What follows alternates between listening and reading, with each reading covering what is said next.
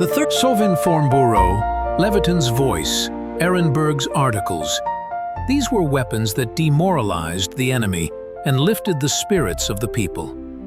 It was psychological warfare, where every word was a shell and every leaflet was a grenade. It was the story of an invisible front, where victory was achieved not by force but by persuasion. How so? And in the comments, I suggest discussing a controversial question. Was Soviet propaganda more effective than Nazi propaganda? Or were other factors responsible for the victory? Share your opinion. June 24, 1941, the third day of the war. While the Red Army is retreating under the pressure of the Wehrmacht, a new weapon is being born in Moscow. The weapon of words. The Council of People's Commissars of the USSR and the Central Committee of the All-Union Communist Party of Bolsheviks decide to create the Soviet Information Bureau, Sovinformburo. This name will soon become familiar to every resident of the Soviet Union and millions of people beyond its borders. The need for an information war became apparent from the very first hours of the Nazi invasion. Goebbels' propaganda machine was already working at full capacity, flooding Soviet territory with leaflets, broadcasting radio programs in Russian, and spreading rumors and panic. The Nazis understood that the war was being waged not only on the battlefield, but also in the minds of the people. The Soviet leadership realized that the only way to counter this was to create its own, equally powerful system of propaganda. Alexander Sergeyevich Shcherbakov, a candidate member of the Politburo and secretary of the Central Committee of the party, was appointed the first head of Sovinformburo. A man who had already proven his organizational skills, he was given a task of national importance: to create a structure capable of waging an information war against the Third Reich's powerful propaganda machine. His deputy was Solomon Abramovich Lazovsky, Deputy People's Commissar for Foreign Affairs of the USSR, a man with vast experience in international affairs. Sovinformburo faced enormous challenges. It was necessary to inform the population daily about the situation at the front, but to do so in a way that did not cause panic and demoralization. It was necessary to counter enemy propaganda in the occupied territories. It was necessary to work with enemy troops, undermining their morale. Finally, it was necessary to keep the international community informed about the course of the war, the crimes of the Nazis, and the heroism of the Soviet people. On June 25, the fourth day of the war, the Politburo and the USSR government made a joint decision to conduct systematic propaganda among enemy troops and the population. The Soviet Bureau of Military Political Propaganda was created. Its task was to determine the content, forms, and methods of work aimed at the moral and psychological disintegration of the enemy. The Information Front was formed with the same rapidity with which the Red Army formed new divisions to repel the aggression. The 7th Department, the Department for Work Among Enemy Troops, began operating within the structure of the Red Army's main political propaganda directorate. Its employees studied the psychology of German soldiers and the peculiarities of Nazi ideology, looking for weaknesses in the morale of the Wehrmacht. These were not just propagandists. They were a kind of war psychologists who had to understand how to break the enemy's will to resist without firing a single bullet. The results were not long in coming. In the first 2 weeks of the war, 67 types of leaflets were published, with a total circulation of 90 million copies. 90 million! That's more than half the population of the USSR at the time. The Soviet propaganda machine was gaining momentum, and its work was just beginning. Leaflets were printed in printing houses that worked around the clock. Paper, ink, printing presses. All of this became weapons in an invisible war. By July 1941, 18 newspapers in foreign languages were already in production. 10 of them were published in German. The titles speak for themselves. International Information. What is happening in Germany? How prisoners of war live in Soviet Russia. Each publication was a carefully calculated blow to the consciousness of enemy soldiers. They were shown that surrender did not mean death, that prisoners were treated humanely in Soviet captivity, and that Hitler's war was doomed to defeat. The voice of Moscow was heard in Berlin and Paris, in Warsaw and Bucharest. Radio waves knew no borders or front lines.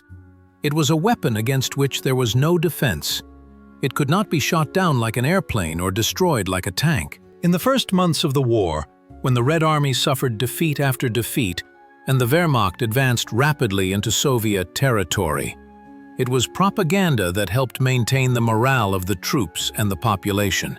Despite the gravity of the situation, Sovinformburo reports instilled confidence. The country would hold out. The enemy would be defeated. This was not just information.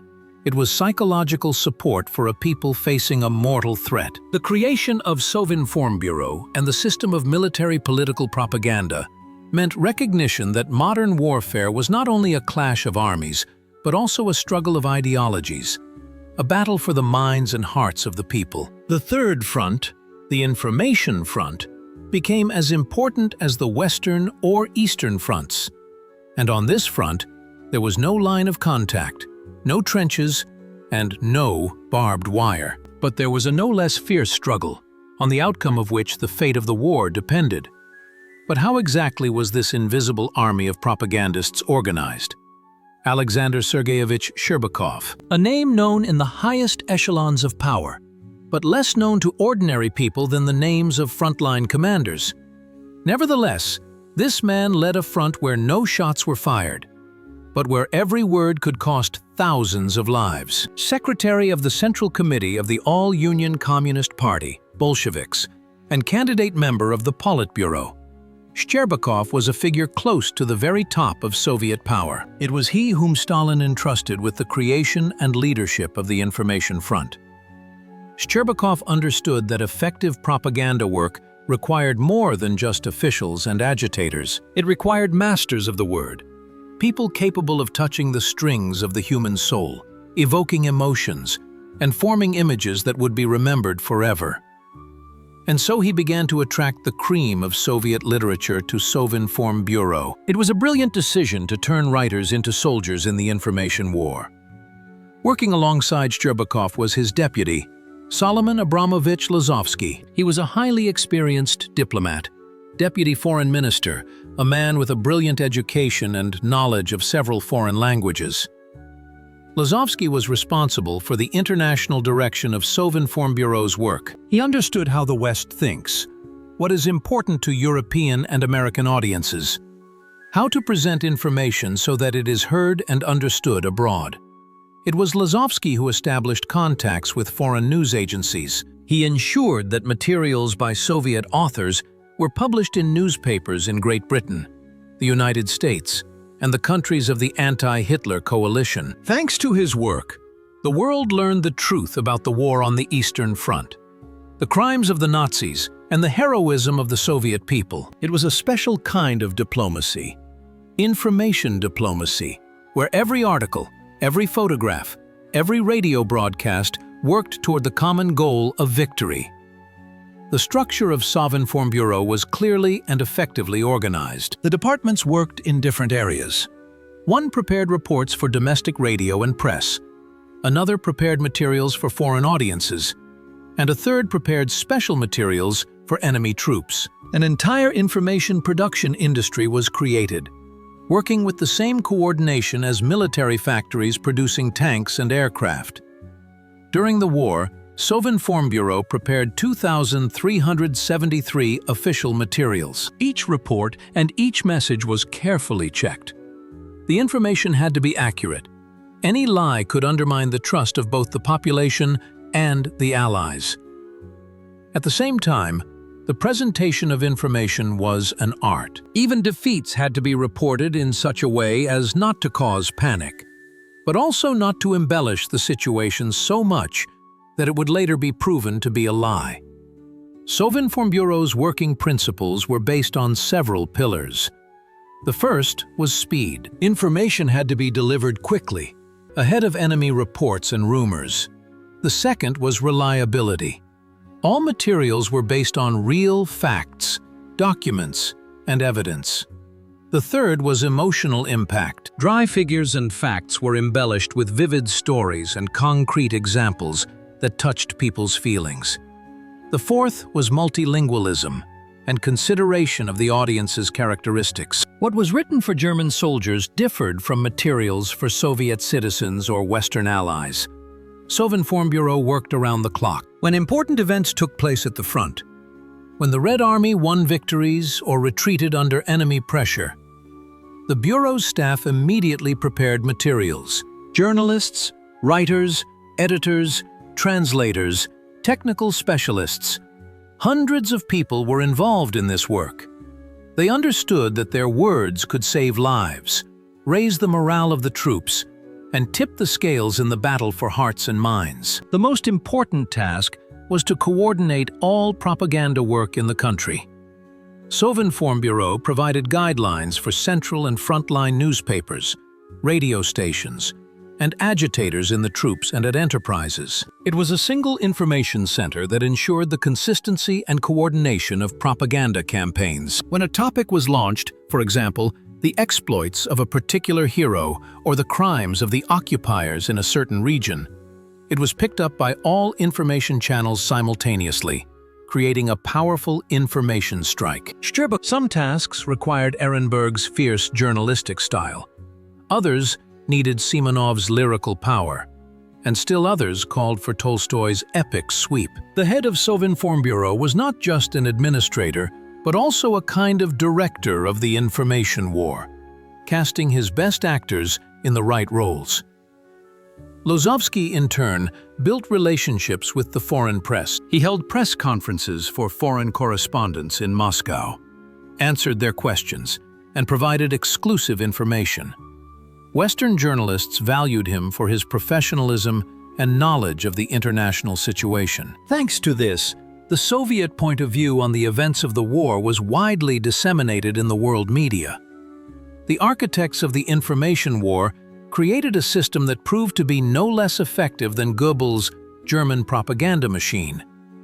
Moreover, in some respects, the Soviet system surpassed the Nazi one. While German propaganda was based primarily on lies and manipulation, Soviet propaganda relied on real acts of heroism, real crimes committed by the occupiers, and real victories of the Red Army.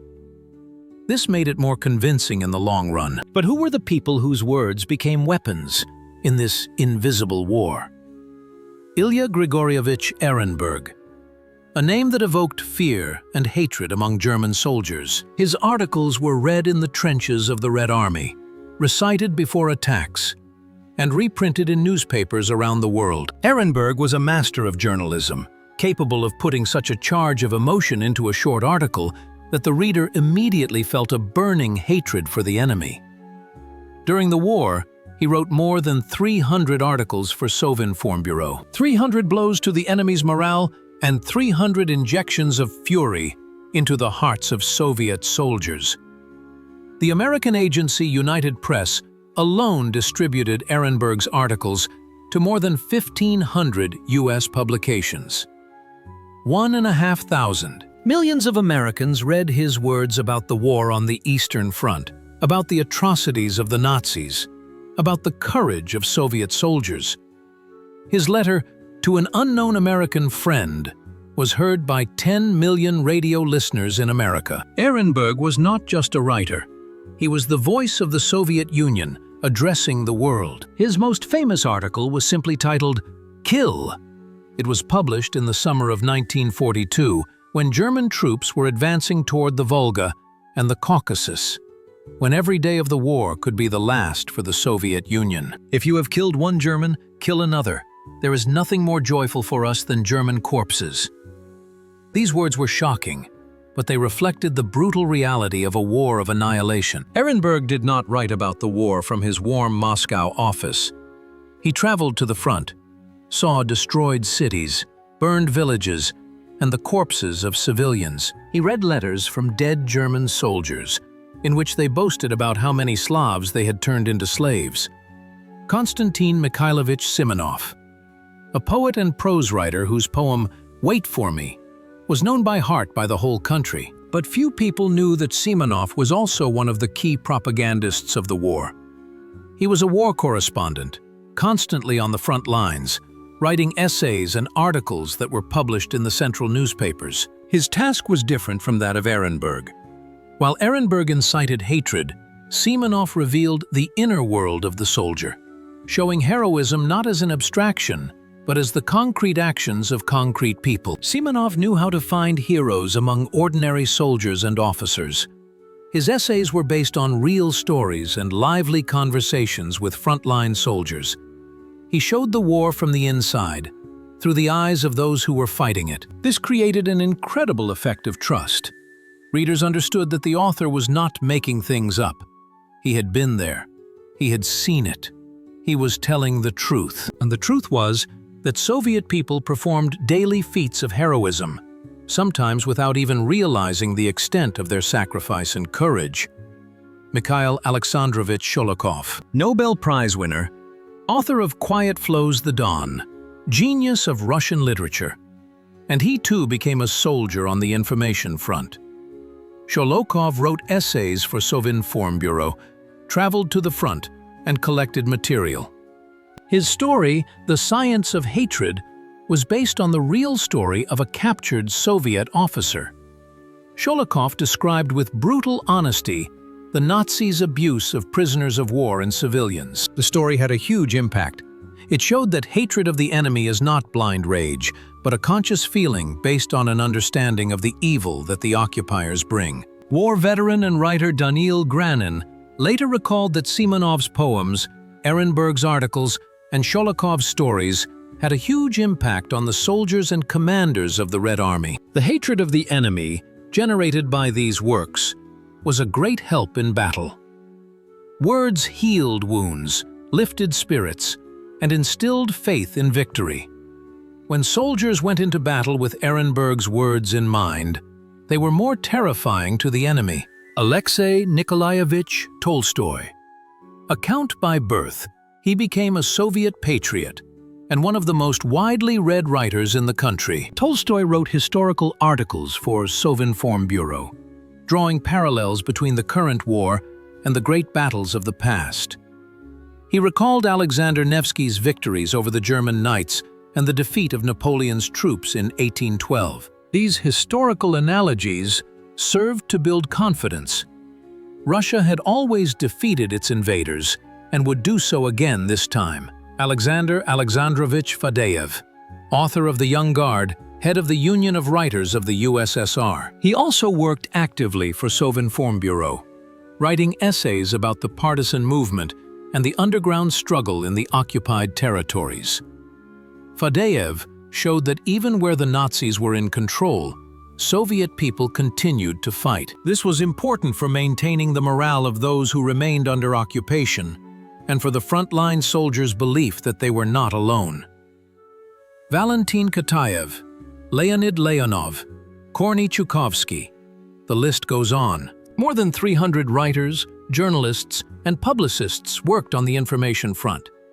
They received assignments from Sovinformburo, traveled to the front, and wrote materials that were then distributed in millions of copies. It was literature born of war and serving war. It was not always elegant from the point of view of literary canons, but it hit the mark, evoking the necessary emotions and forming the necessary images. Soviet writers were joined by German anti-fascists, Friedrich Wolf and Willy Bradel. These people had fled Nazi Germany and were now fighting against Hitler with words. Their articles, written in their native German, had a special power of persuasion for German soldiers.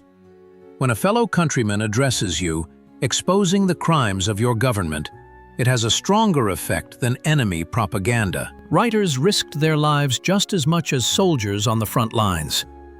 In 1942, the plane carrying Yevgeny Petrov, who was returning from the front, was shot down by a German fighter near Rostov.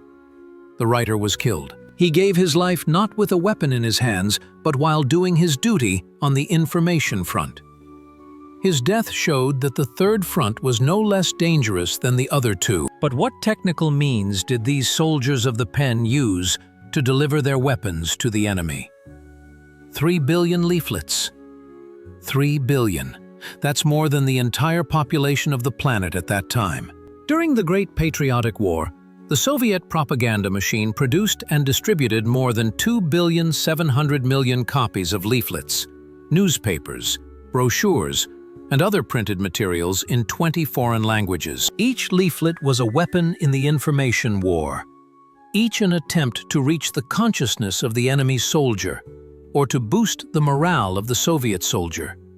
The scale of production is staggering. In the first 2 weeks of the war, when the country was still mobilizing, 90 million copies of leaflets were printed. 90 million in 14 days. Printing houses worked around the clock. Paper, ink, printing presses.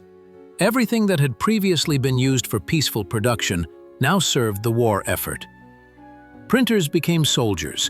Their workplace turned into a position on the information front. The leaflets varied in content and target audience.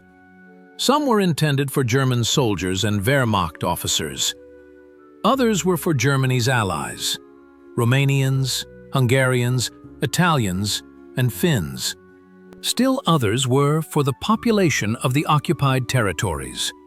Others were intended for Soviet citizens who found themselves surrounded or under temporary occupation. Each type of leaflet required a special approach, taking into account the psychology of the audience and understanding their fears and hopes.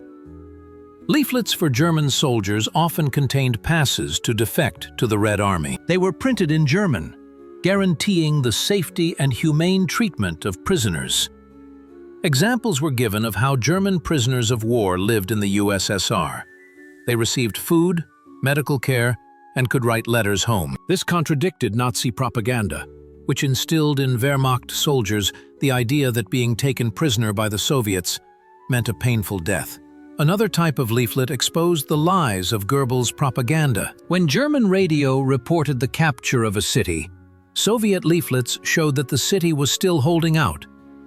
When the Nazis announced the defeat of entire Soviet armies, the leaflets reported the real figures for losses on both sides. When Goebbels claimed that the Soviet Union was on the verge of collapse, the leaflets provided data on the production of tanks, aircraft, and artillery in the Soviet rear. Leaflets containing quotes from historical figures about the impossibility of conquering Russia were particularly popular. They quoted Frederick II the Great. Any enemy army that dared to penetrate Russia and go beyond Smolensk would undoubtedly find its grave there in the steppes.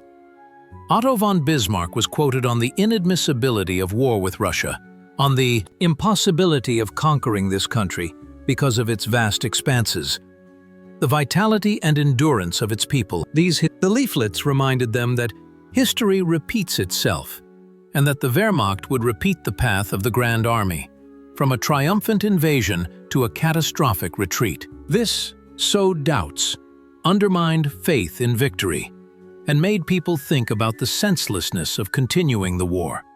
Various methods were used to distribute the leaflets. The most widespread was dropping them from aircraft. Soviet bombers, carrying out combat sorties, dropped hundreds of thousands of leaflets over enemy positions and behind their lines. Special containers were opened in the air, and the leaflets scattered over many kilometers, covering large areas. One such bomb could hold up to 75,000 A5-size leaflets and cover an area of up to 16 square kilometers. Artillery shells and mortar mines filled with leaflets instead of explosives were also used. These shells were fired towards enemy positions, opened at a certain height, and the leaflets scattered over the enemy's trenches. This was a more accurate method of delivery, allowing leaflets to be fired at specific areas of the front. German soldiers, accustomed to conventional shells, were surprised to find leaflets instead of shrapnel in their trenches. Some very unusual methods were also used. Leaflets were packed in waterproof containers and floated down rivers that flowed across the front line. The current carried them toward the enemy, and the containers washed up on the shore in enemy territory. Leaflets were launched on balloons, which the wind carried deep into occupied territory. Even rockets were used. The first examples of jet weapons became a means of delivering propaganda materials. On the front line, Soviet agitators personally handed out leaflets to German soldiers during periods of calm. They crawled up to enemy trenches and left bundles of leaflets in places where the Germans could find them. Agents were sent across the front line to distribute leaflets in enemy troop locations. It was dangerous work, but it produced results. The leaflets ended up directly in the hands of the target audience. Leaflets were produced that were disguised as clippings from German newspapers. The original text of the German press was reproduced by typography, and propaganda material, and often a pass to cross over to the Soviet side, was printed on the back or in one of the columns. A German soldier who found such a leaflet might think that it was really a clipping from his native newspaper and start reading it, only to find completely different information that undermined his morale. The paper army advanced relentlessly. While fighting continued on the front lines, millions of new leaflets were coming out of Soviet printing houses. They did not kill physically, but they killed the will to resist, sowed doubt, and caused fear and war fatigue. The effectiveness of this weapon is difficult to measure with precise figures, but the fact remains: thousands of German soldiers surrendered with Soviet leaflets in their hands. But how? The Soviet propaganda machines spoke in 20 languages, addressing not only the Germans, but also the Romanians, Hungarians, Italians, Finns, Slovaks, Croats, everyone who fought on Hitler's side or found themselves under Nazi rule. This was a conscious decision.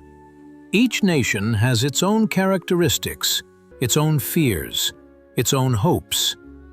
What works for a German will not work for a Romanian. What is important to an Italian is of no interest to a Finn. By July 1941, 18 newspapers were being published in foreign languages. 10 of them were in German. These were not simply translations of Soviet newspapers. Each newspaper was created specifically for its audience, taking into account their mentality and using understandable images and arguments. Not only Soviet journalists worked on them, but also anti-fascist emigrants who knew their peoples from the inside. What's Happening in Germany was one such newspaper.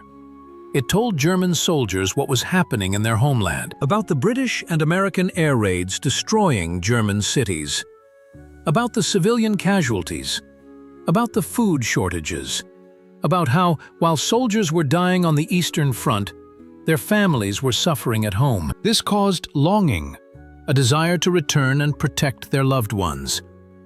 Why die in a foreign country when your own is in danger?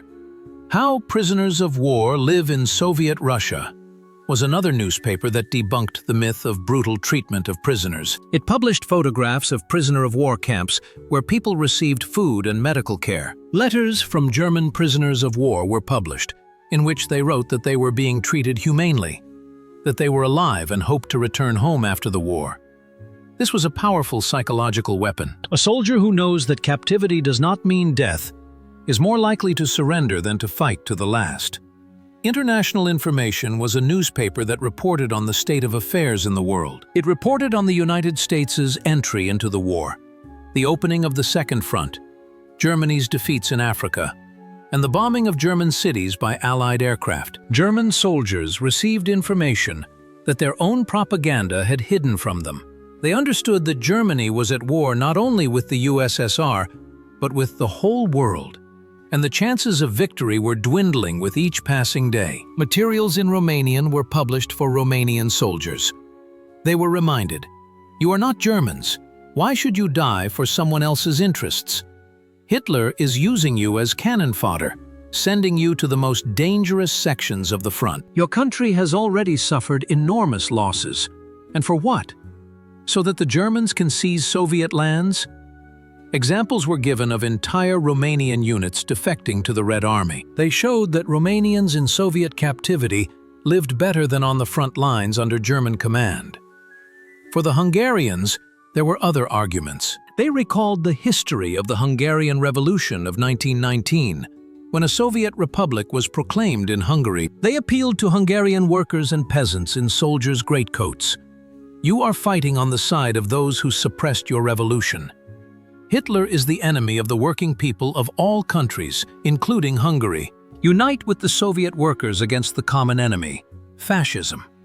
For the Italians, they were reminded that Italy is a great cultural power, the birthplace of the Renaissance, art, and science. Why should Italian soldiers die in the Russian snow for the interests of the German Nazis? Mussolini dragged Italy into someone else's war, and the Italian people are paying for it with the blood of their sons. After the defeat of Italian troops on the Don River in the winter of 1942-1943, these arguments sounded particularly convincing. For the Finns, there was a different approach. Finland was not a fascist state. It fought against the USSR in an effort to regain the territories lost in the Winter War. Soviet propaganda appealed to Finnish soldiers. You have already regained your lands. Why go further? You are now fighting not for Finland, but for Hitler. When Germany loses the war, and it will lose, what will happen to Finland?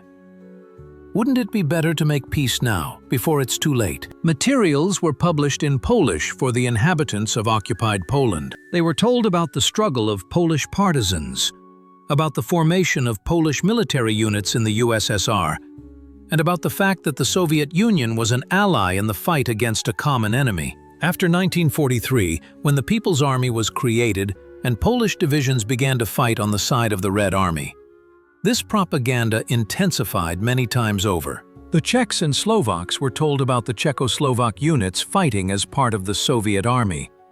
They were reminded of how Hitler had occupied and dismembered Czechoslovakia, of the terror of the Gestapo, and of the deportations. They were called upon to resist the occupiers and to sabotage enterprises working for Germany.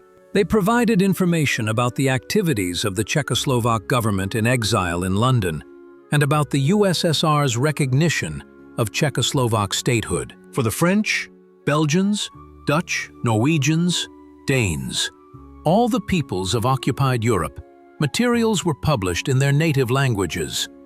They reported on the victories of the Red Army, the approaching liberation, and the resistance movement. Soviet propaganda worked to create a united anti-fascist front, uniting all peoples against Nazism.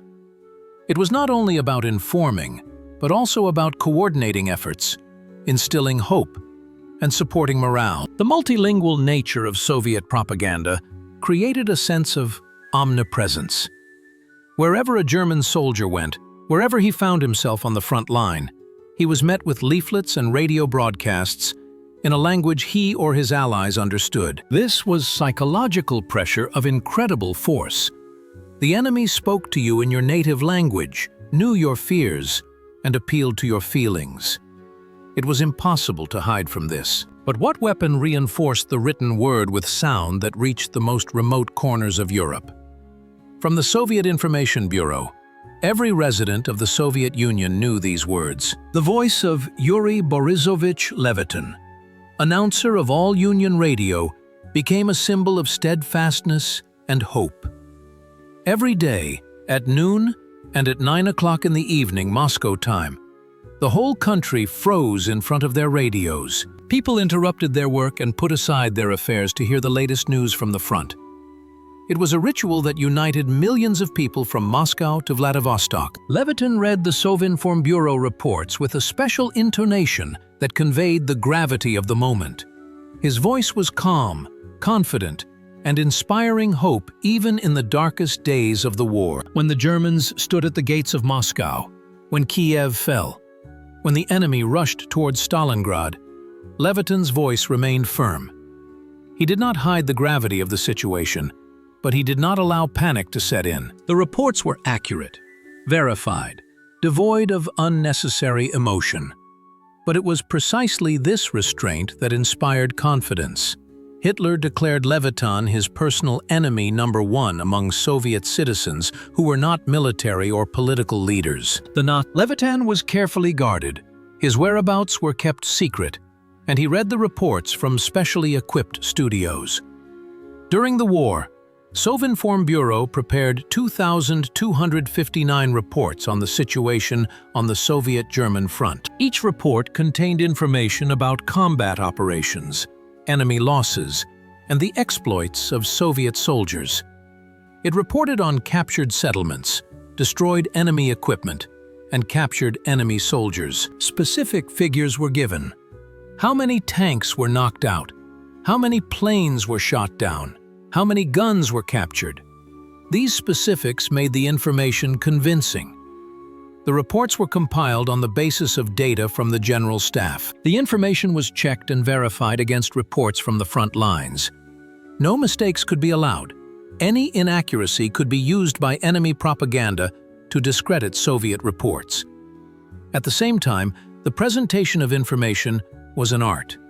Even heavy fighting and retreats were reported in such a way as to show that the Red Army was fighting, inflicting damage on the enemy, retreating in an organized manner, and preparing for counterattacks. Reports of victories were of particular importance. When the Red Army launched a counteroffensive near Moscow in the winter of 1941-1942, the Sovinformburo reports sounded triumphant. They reported the liberation of hundreds of settlements, the defeat of entire German divisions, and the capture of huge trophies. This was a turning point not only in the course of the fighting, but also in the minds of the people. The enemy was not invincible. It could be defeated. It could be driven out. After the victory at Stalingrad in February 1943, Sovinformburo reports were read out to the sound of artillery salutes in Moscow. This innovation was adopted in the summer of 1943 and became a tradition. Salutes in honor of the liberation of cities became a symbol of the Red Army's victories. People took to the streets, listened to the gun salutes, and rejoiced. This ensured the unity of the information space. The whole country heard the same reports, received the same information, and lived through the same events. In addition to official reports, Sovinformburo prepared special radio broadcasts, speeches by writers, essays about war heroes, stories about the defense industry, reports on aid from allies. These programs complemented the official reports and created a complete picture of the war. People not only knew the dry facts, but also heard vivid stories that touched their emotions, aroused pride in their people, and hatred for the enemy. Special radio programs in foreign languages were broadcast for foreign audiences. Radio Moscow broadcast in German, English, French, and other languages. Soviet announcers reported on the situation on the Eastern Front, the heroism of the Soviet people, and the atrocities committed by the Nazis. People listened to these broadcasts in Germany at the risk of their lives. The Gestapo punished listening to enemy radio stations with the death penalty. But people listened because they wanted to know the truth that was being hidden from them by their own propaganda. Radio broadcasts were also made to the occupied territories. Partisans and underground fighters were informed about the situation on the front lines, given instructions, and their morale was boosted. For the civilian population under occupation, the broadcasts offered words of hope. The Red Army was advancing. Liberation was near. Hold on. These broadcasts were listened to secretly, at night, at the risk of one's life. But they were a thread connecting the occupied lands with the mainland, a reminder that they had not been forgotten. The effectiveness of radio propaganda was enormous. Words spoken on the air reached millions of ears at once. They could not be confiscated like leaflets. They could not be destroyed like newspapers. Radio waves penetrated everywhere, crossing front lines and national borders. It was a weapon of mass psychological impact, unparalleled in the speed of information dissemination.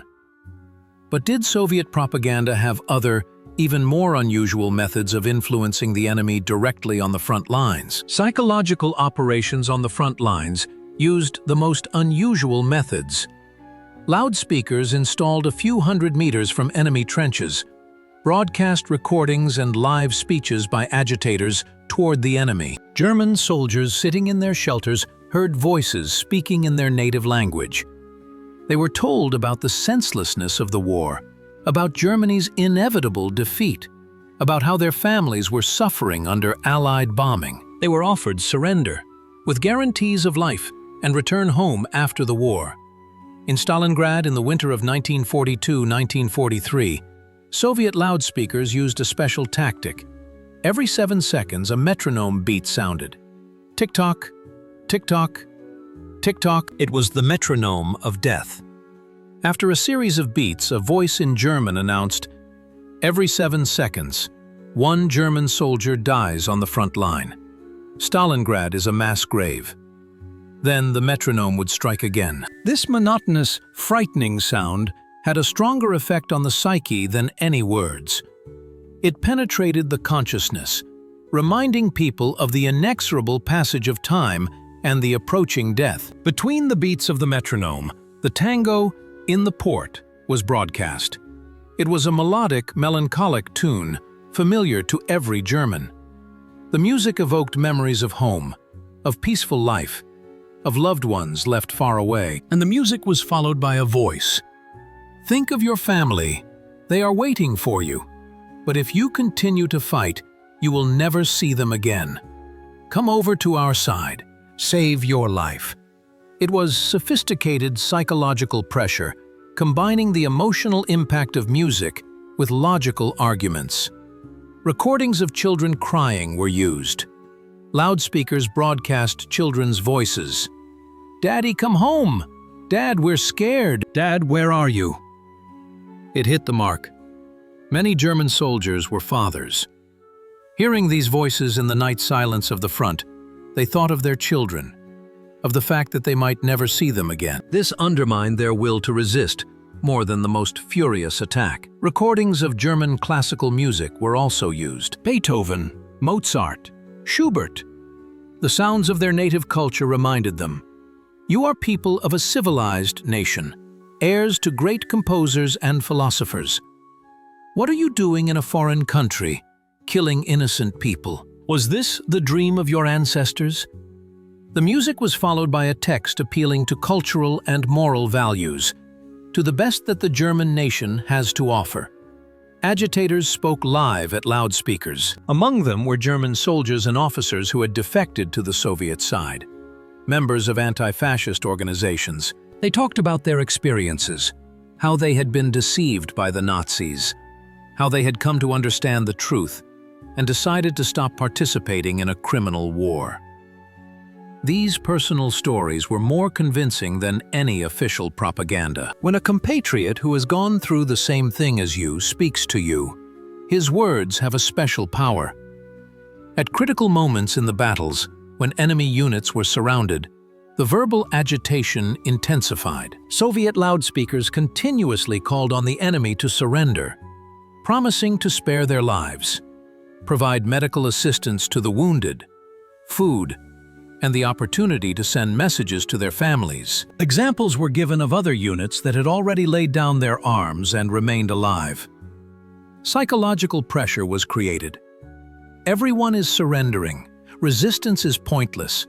Why die when you can live? At night, when the shooting subsided and relative silence fell on the front line, the psychological impact of the sound increased many times over. Voices from the darkness seemed particularly ominous. German soldiers, exhausted by fighting, hunger, and cold, listened to these appeals, and many wondered, really, why continue? The war is lost. Stalin is not giving up.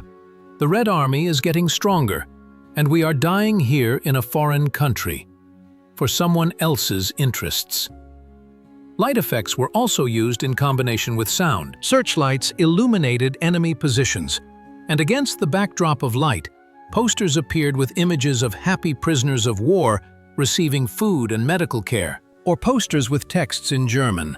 "The war is lost. Save your life. Your family is waiting for you."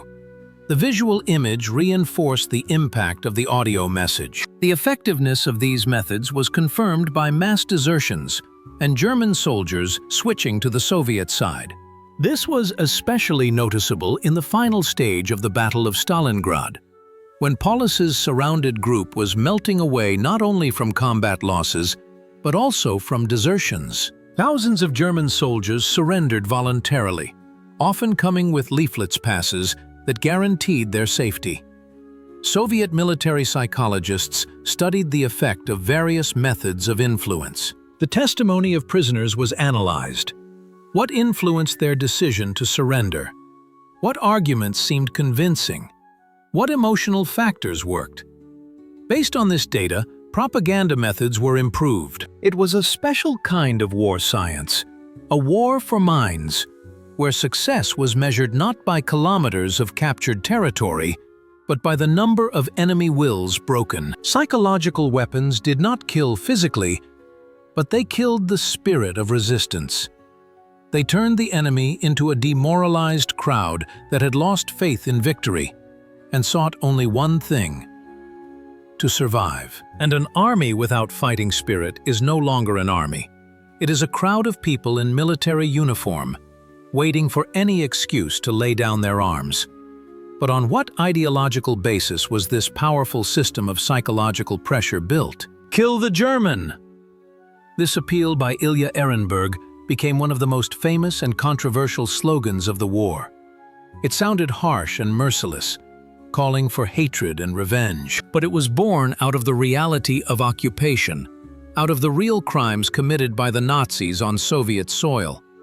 When Soviet troops liberated towns and villages, they found burned houses, shot civilians, and people tortured in Gestapo dungeons. How could anyone not hate those who had done this?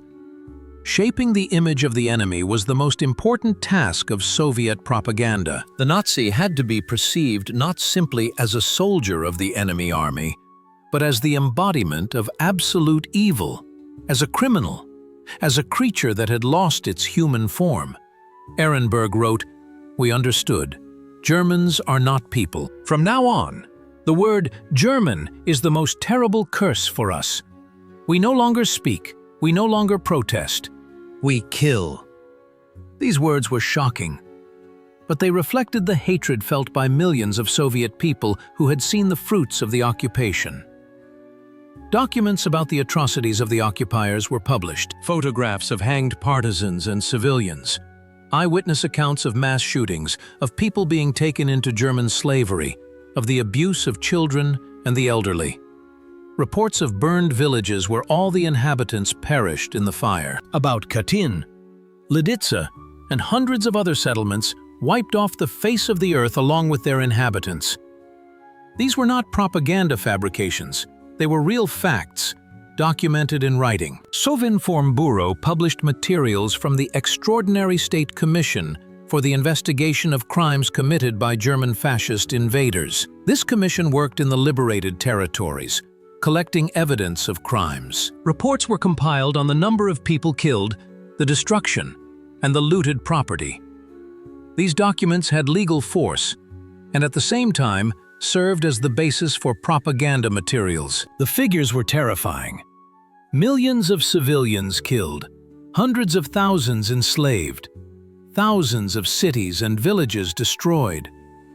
The image of the enemy was created not only through the description of his crimes, but also through contrast. A Nazi is a barbarian, a destroyer, a murderer. A Soviet person is a defender, a creator, a bearer of humanistic values. The Nazis came to destroy, while Soviet people defend their land, their families, and their culture. Soviet troops found letters on the bodies of killed enemies, in which they wrote candidly about their crimes, about looted property, about the abuse of civilians. These letters were published in Soviet newspapers and read on the radio. They showed that German soldiers were not just following orders. They enjoyed violence and were proud of their atrocities. This intensified hatred and made it seem justified. The campaign to shape the image of the enemy had a flip side. It was soldiers with rifles and grenades, workers by producing weapons, collective farmers by growing grain for the front. Even children and the elderly could contribute by helping the families of frontline soldiers, working in the fields, and collecting scrap metal to be melted down for weapons. By the end of 1943, when the Red Army went on the offensive and began liberating the occupied territories, the campaign of hatred reached its peak. Soldiers entering the liberated cities and villages saw the results of the occupation with their own eyes. It was not propaganda. It was a horrific reality. Destroyed houses, gallows in the squares, mass graves with hundreds of shot people. The hatred became personal. Every Soviet soldier had his own reasons to hate the enemy. However, as they approached the German border, the tone of the propaganda began to change. The country's leadership understood that a distinction had to be made between Nazi criminals and ordinary Germans.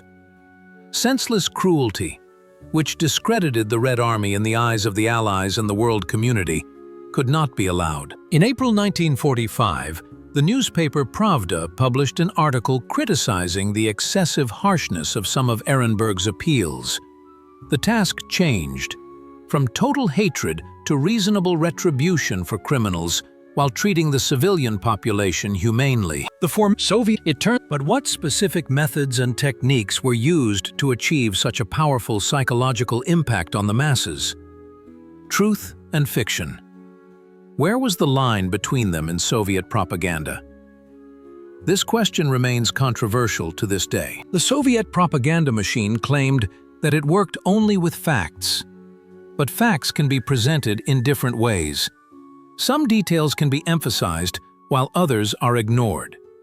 Events can be interpreted in a desired way. This was the skill of Soviet propagandists. They took real events and gave them the desired emotional and ideological tone. Real facts formed the basis of any propaganda material. Enemy intelligence and propaganda closely monitored Soviet reports, and any falsification would be immediately used to discredit the USSR.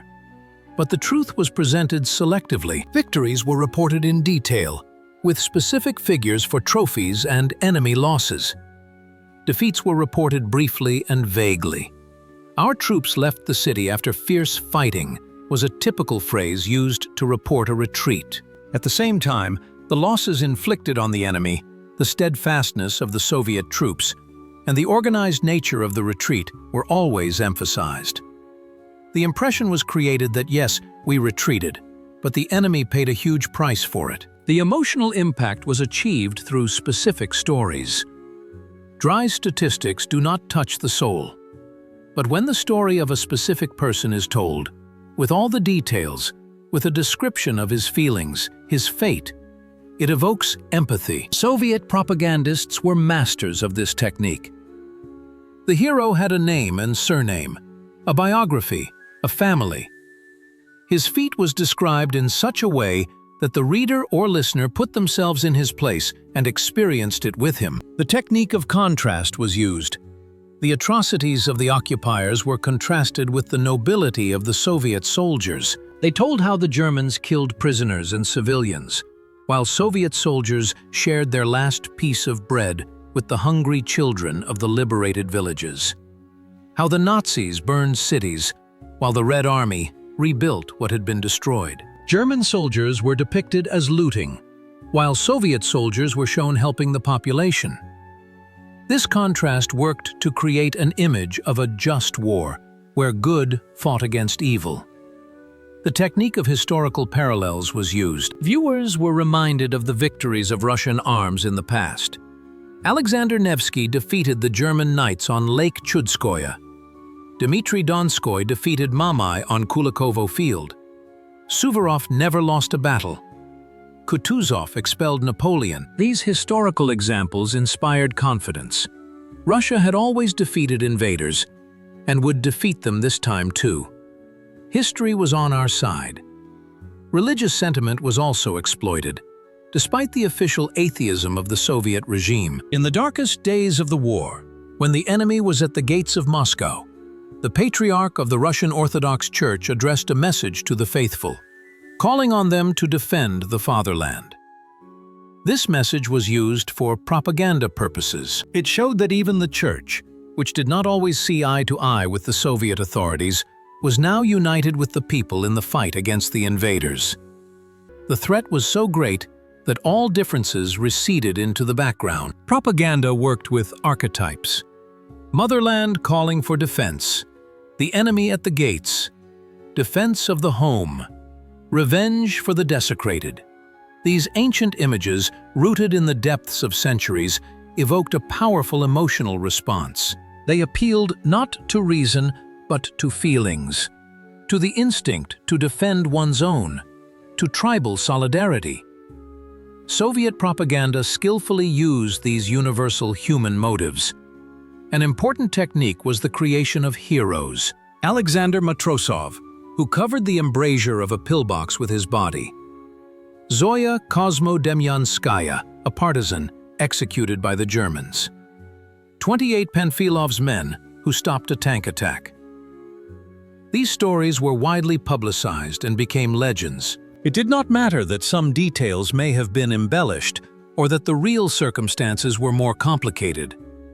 What mattered was that these heroes inspired others to perform feats of heroism and set an example to follow. Soviet propaganda understood the importance of repetition.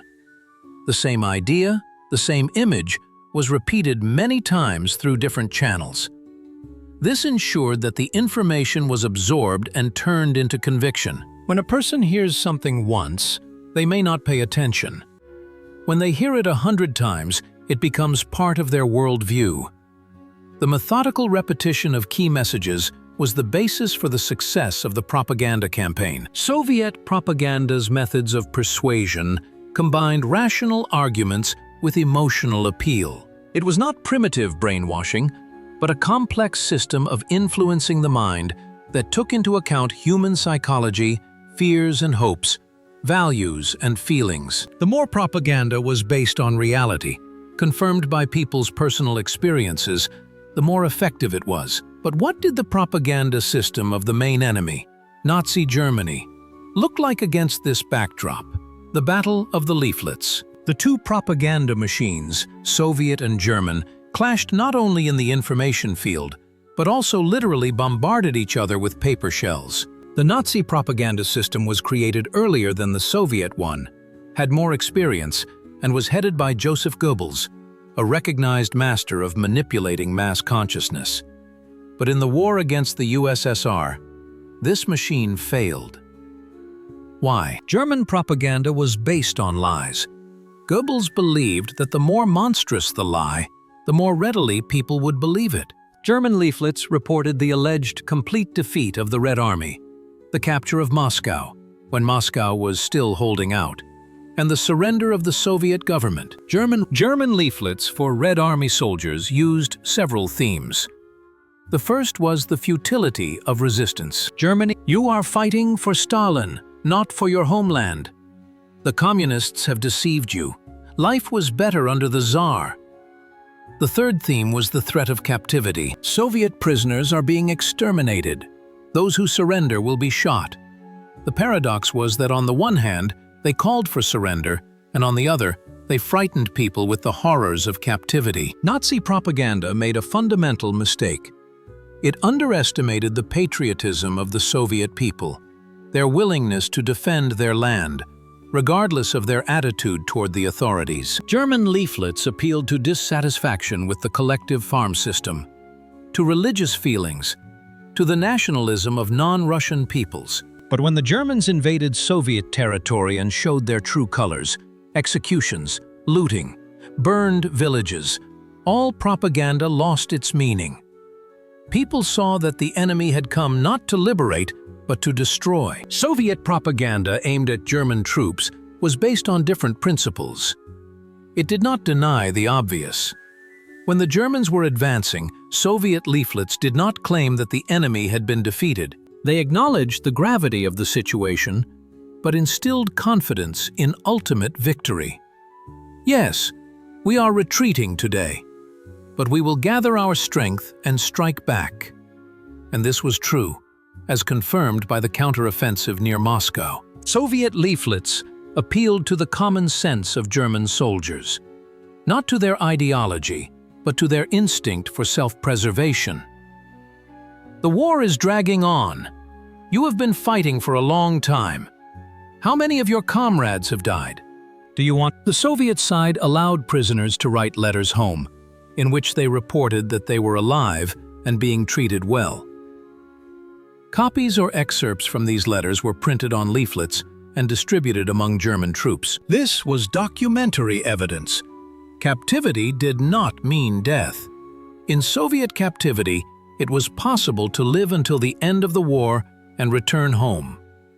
German propaganda gradually lost its power as German soldiers faced reality. Promises of an easy victory turned into a protracted and exhausting war.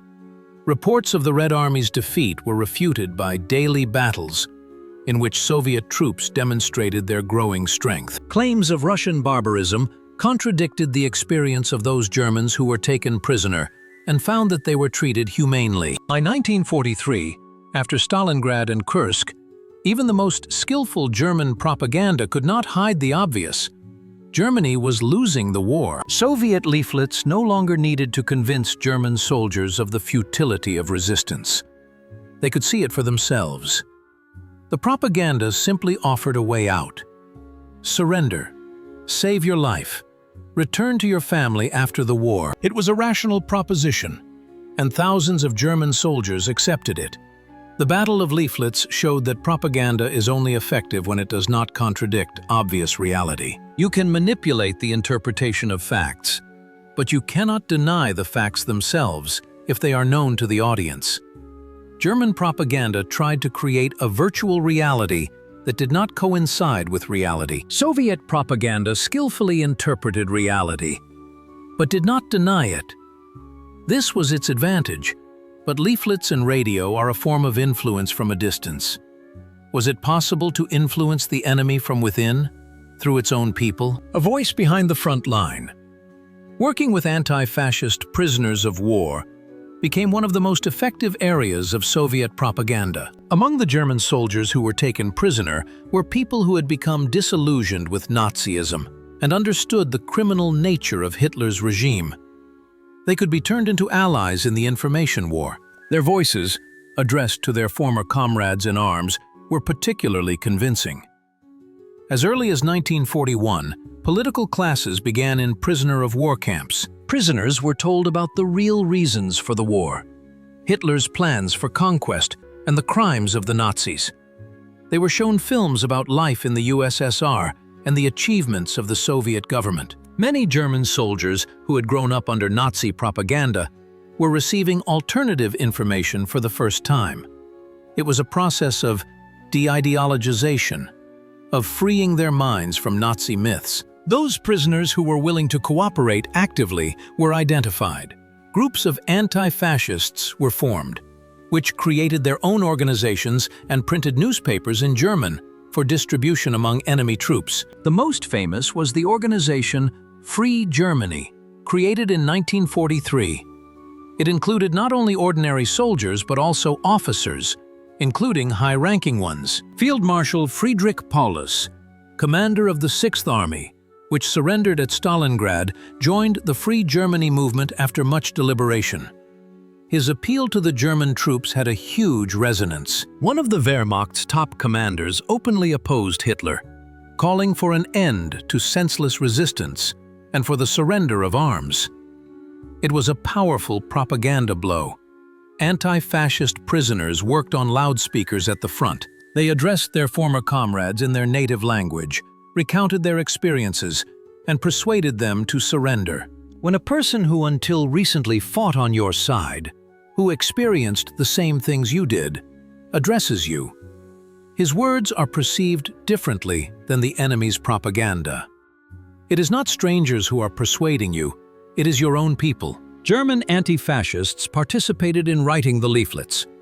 They knew the mentality, understood what would work on a German soldier, what arguments would be convincing. The leaflets, written by the Germans themselves, sounded natural, without any phrases that were foreign to the German perception.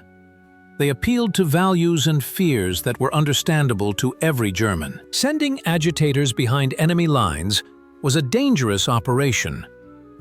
German prisoners of war who agreed to work for the Soviet side were trained to infiltrate German troop locations. They were given the task of agitating among the soldiers, distributing leaflets, and persuading them to desert and switch to the Soviet side. It was a life-threatening job. If such an agent was exposed, certain death awaited him. The Nazis dealt mercilessly with traitors. Not all of the agitators sent were Germans. Soviet citizens who were fluent in German were also used. They infiltrated the enemy's rear under the guise of local residents and found work with German units as translators and technical workers. Once they had gained access to German soldiers, they carried out quiet, cautious agitation. They talked to individual soldiers, sowed doubts, handed out leaflets, and told them about the real situation at the front. The effectiveness of working with prisoners of war was confirmed by statistics. Thousands of German soldiers defected to the Soviet side, carrying leaflets and passes, often written by their former comrades. During interrogations, many admitted that they had decided to surrender after hearing a speech by a German anti-fascist on a loudspeaker or reading a leaflet written by a fellow prisoner. Entire military units were formed from German anti-fascists and representatives of other nations who had fought on Hitler's side but defected to the Soviet side. They not only carried out propaganda work, but also participated in combat operations against the Wehrmacht. This was a powerful psychological blow. German soldiers saw their compatriots fighting against them, and this made them think about the correctness of their own choice. Working with prisoners required patience and psychological skill. It was impossible to simply force a person to change their beliefs. It was necessary to create conditions under which they would come to re-evaluate their values on their own, to show not with words but with deeds that Soviet propaganda was telling the truth, to treat prisoners humanely, provide food and medical care, and give them the opportunity to write letters home. All this created cognitive dissonance. Nazi propaganda said one thing, but the reality was completely different. The voice behind the front line grew louder as the number of prisoners and deserters willing to work against Hitler increased. By the end of the war, it had turned into a powerful stream. German soldiers knew that if they surrendered, they would not be killed, they would be treated according to the laws of war, and they would be able to survive this nightmare and return home. This knowledge saved thousands of lives on both sides. But Soviet propaganda did not only work on the enemy and its own citizens, it also had an important international dimension: propaganda for the Allies. The information work of the Sovinformburo was not limited to the enemy and its own population. The most important task was to form a positive image of the USSR in the countries of the anti-Hitler coalition, in Great Britain, the United States, and then in the liberated countries of Europe. The Western Allies had to understand the scale of the Soviet contribution to the victory, the sacrifices of the Soviet people, and the heroism of the Red Army. There were prejudices against the Soviet Union in the West. Communist ideology caused concern. The memory of the Soviet-German Pact of 1939 was alarming. Many Western politicians viewed the USSR with distrust. The task of Soviet propaganda was to overcome these barriers and show that the USSR and Western democracies were now allies in the fight against a common enemy, and that the fate of the whole world depended on victory on the Eastern Front. They were provided with information about the situation on the front lines. Trips to the front were organized, and they were given the opportunity to interview Soviet commanders and soldiers. Western correspondents saw the war with their own eyes, and their reports, published in American and British newspapers, shaped public opinion in those countries. Regular press conferences were held. Lozovsky, deputy head of Sovinformburo, personally met with foreign journalists, answered their questions, and commented on events. He was a brilliant diplomat and knew how to present information in a way that was understandable and convincing to Western audiences. His speeches were quoted by world news agencies. Articles by Soviet writers were translated and distributed abroad. Ehrenburg, Simonov, Sholokhov, Tolstoy. Their works were published in newspapers and magazines in the US, the UK, and other countries. The American agency United Press distributed Ehrenburg's articles to more than 1,500 publications. Millions of people in the West read about the war on the Eastern Front firsthand, from those who were there. Particular attention was paid to reporting on Nazi crimes. Materials were published about the mass shootings of civilians, concentration camps in occupied territories, and the extermination of the Jewish population. The Western public had to understand. This was not an ordinary war. It was a war of annihilation, a criminal war waged by a criminal regime. The USSR was fighting not only for its territory, but for universal human values. The scale of the Soviet military effort was reported. Data on the production of tanks, aircraft, and weapons was published. Mobilization figures were given. How many millions of Soviet citizens had been drafted into the army? How many were working in defense industries? The scale of losses was shown. Soldiers and civilians killed. Cities destroyed. The West had to understand that the Soviet people were bearing the brunt of the war in Europe. The need to open a second front was emphasized. Soviet propaganda delicately but insistently reminded the West that while the Red Army was fighting the main forces of the Wehrmacht, the Western Allies were limiting themselves to bombing and operations in Africa. A landing in Europe was needed to draw some German troops away from the Eastern Front. This theme was constantly repeated in materials aimed at Western audiences. After the opening of the Second Front in June 1944, the tone changed. Now the emphasis was on brotherhood in arms, coordination of Allied actions, and a common victory over fascism. Materials were published about the meeting of Soviet and American troops on the Elbe, about joint operations, about the friendship between soldiers of different armies. An image was created of a united anti-Hitler front, where everyone contributed to the victory. Sovinformburo worked with émigré anti-fascist organizations in Western countries. Contacts were maintained with communist parties, trade unions, and democratic movements. They were provided with materials about the situation in the USSR, the war, and plans for the post-war order. These organizations became conduits for the Soviet point of view in their countries. Materials about cultural life in the USSR, even during wartime, were published. About the work of theaters in evacuation, about composers writing patriotic music, about artists creating paintings about the war. The West had to see that the USSR was not a barbaric country, but a civilized power with a rich culture, which it was defending from the Nazi invasion. This worked to overcome cultural prejudices. The international activities of Sovinformburo were of strategic importance. They provided informational support for the military-political alliance between the USSR and Western democracies. They shaped a positive image of the Soviet Union in world public opinion. They contributed to the isolation of Nazi Germany on the international stage. The information front had a global dimension, and the USSR conducted an active offensive operation on it. But as victory approached, propaganda itself changed. What transformations did it undergo in the final stage of the war? The transformation of images in the final stage.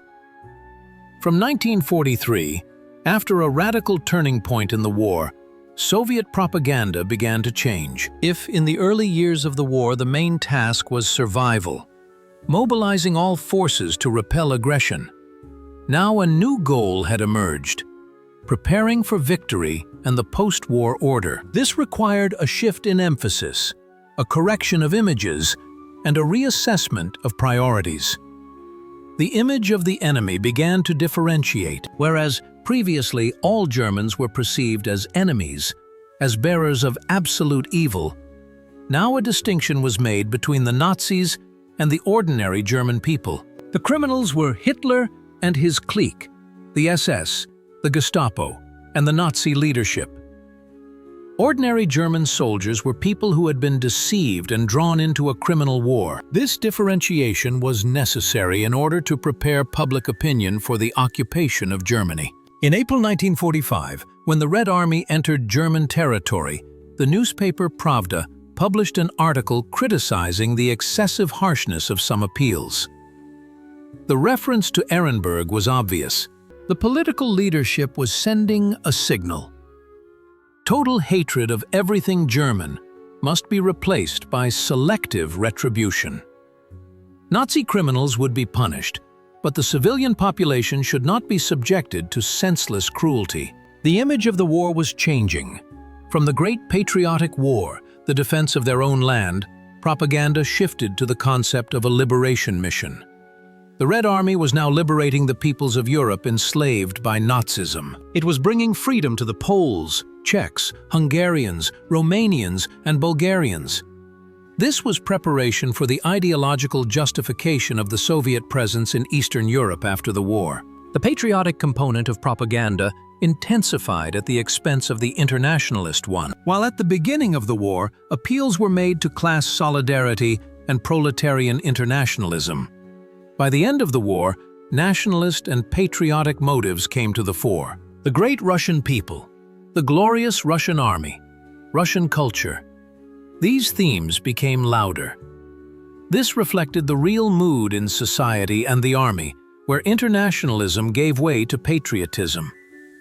Attitudes toward religion changed. While the church had been persecuted before the war, reconciliation took place during the war years. The patriarch blessed the war as sacred. Churches were opened and services resumed. Propaganda used religious imagery. Holy war, defense of orthodoxy, blessing of soldiers. This worked to consolidate society, including the patriotic upsurge and the believing part of the population. New heroes emerged. If at the beginning of the war it was primarily ordinary soldiers who performed acts of self-sacrifice who were glorified, now commanders came to the fore. Zhukov, Konev, Rokossovsky, Vasilevsky. These names became known throughout the country. A cult of military leaders was created, which was necessary to maintain the authority of the army and its leadership. The assessment of the historical past changed. Pre-revolutionary Russian military leaders and statesmen were rehabilitated. Alexander Nevsky, Dmitry Donskoy, Alexander Suvorov, Mikhail Kutuzov. They became role models. Military orders named after them were introduced. This was an appeal to historical continuity, to the thousand-year-old tradition of Russian statehood. The tone toward the Allies changed. While in 1941-1942, the USSR desperately needed help and emphasized the importance of its alliance with Great Britain and the United States, by the end of the war, the tone had become more independent. The Red Army had proven that it could win without massive military aid from the West. Propaganda emphasized that the Soviet people bore the brunt of the war. Public opinion was being prepared for the post-war world order. There was talk of the Soviet Union's role in creating a new world order, punishing war criminals and preventing new wars. The USSR was positioned as a great power, without which it would be impossible to solve global problems. This was a claim to superpower status in the post-war world. The transformation of propaganda reflected the changing situation and tasks. From a defensive war for survival to an offensive war for victory. From desperate resistance to a confident march toward triumph. From isolation to global influence. Propaganda adapted to the new conditions, remaining an effective tool for mobilizing and controlling public consciousness. But how effective was this grandiose information offensive? Measuring effectiveness. Victory of minds.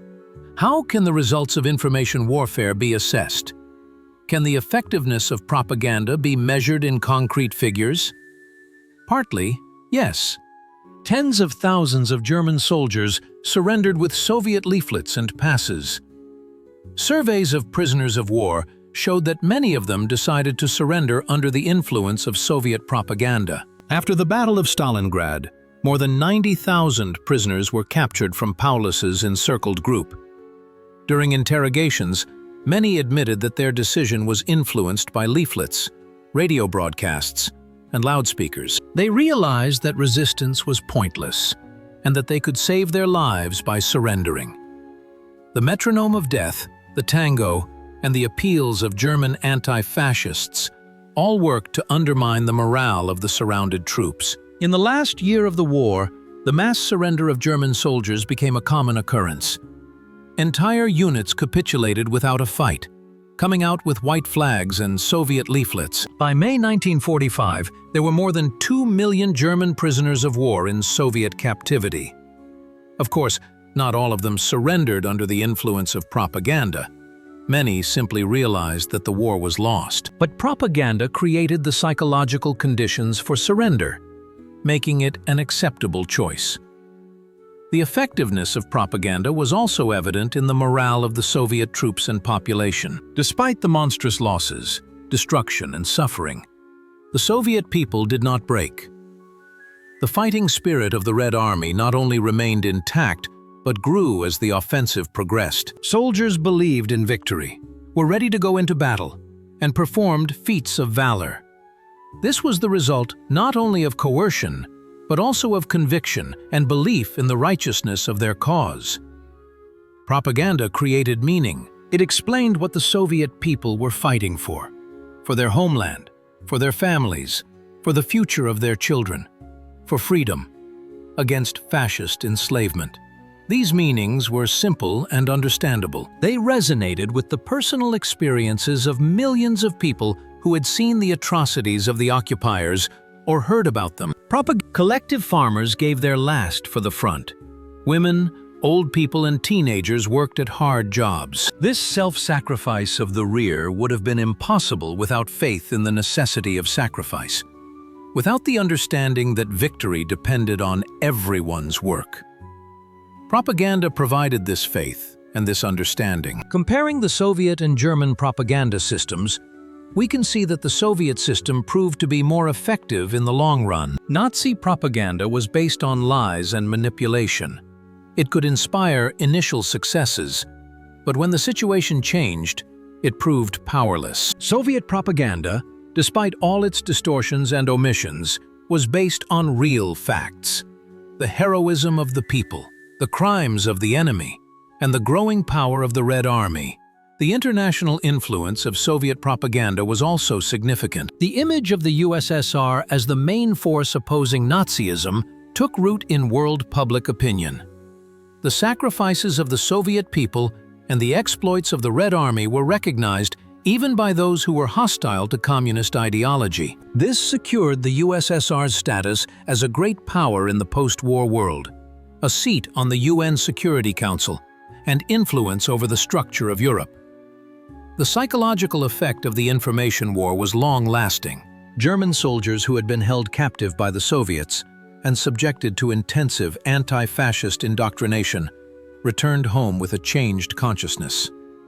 Many of them became opponents of revanchism and supporters of a peaceful settlement. This influenced Germany's post-war political culture.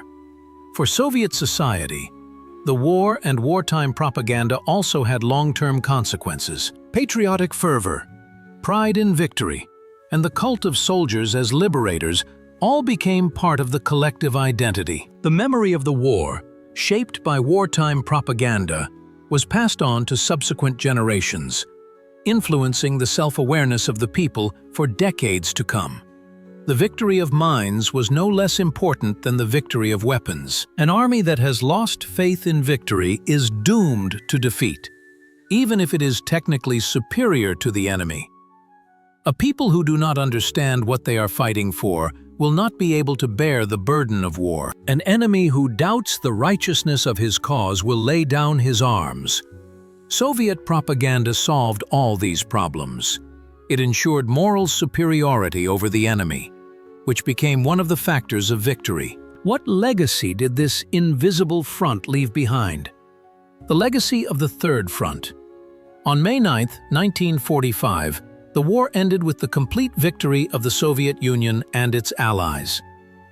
Nazi Germany surrendered unconditionally. The Third Reich, which was supposed to last 1,000 years, collapsed after 12. And this victory was achieved not only by the soldiers on the front lines and the workers in the rear, but also by those who fought with words: propagandists, journalists, writers, and radio announcers. The information war showed that in modern conflict, victory goes not only to those with more tanks and planes, but also to those who control minds.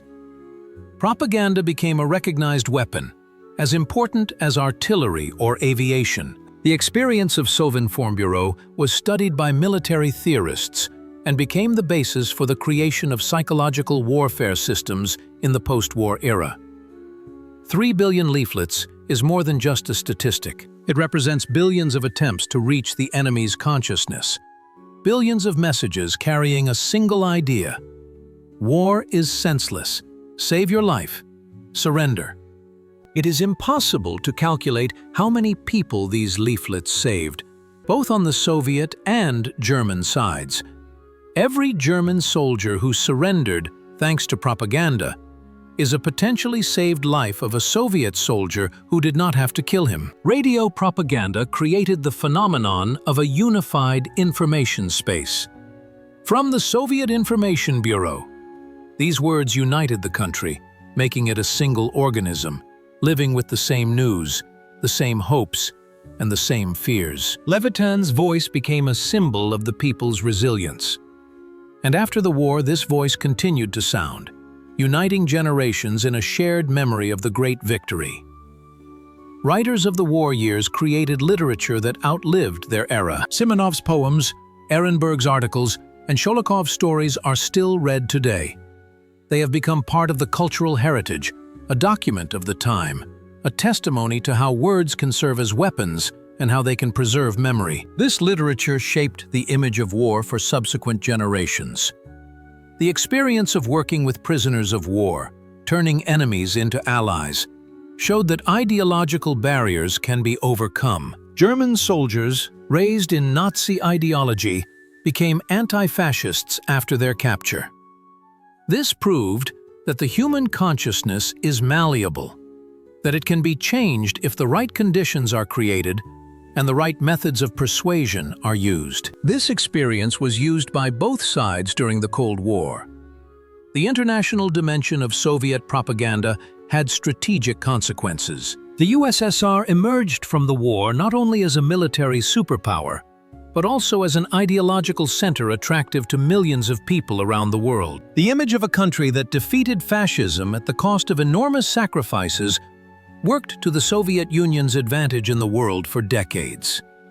It was an intangible but extremely important resource. The Third Front also left a problematic legacy. The propaganda methods honed during the war were also used in peacetime to control public consciousness. The cult of Stalin's personality, censorship, and the suppression of dissent were all based on tools created for waging information warfare. Weapons forged to fight the enemy were turned against the people. Memories of the war, shaped by propaganda, became the basis of Soviet and then post-Soviet identity. Victory Day, the cult of veterans, the sacralization of military experience, all this is the result of the wartime propaganda machine. This memory unites, but it also distorts, creating a mythologized image of war in which it is difficult to discern reality. Studying the experience of the information war of 1941 to 1945 remains relevant. In today's world, where information spreads instantly via the internet and social networks, where hybrid wars are waged using propaganda and disinformation, the experience of Sovinformburo provides lessons about the power of words, about methods of influencing mass consciousness, about the role of truth and lies in information warfare. The third front of the Great Patriotic War was the front of ideas, images, and meanings. There were no gunshots on this front, but the struggle was no less fierce, and victory on this front became an integral part of the overall victory. Sovinformburo, writers, journalists, announcers, agitators, they were all soldiers of an invisible army whose weapon was the word. And this weapon proved deadly to the enemy and salvific to their own. The memory of this is part of the memory of the war, part of the legacy of the generation of victors.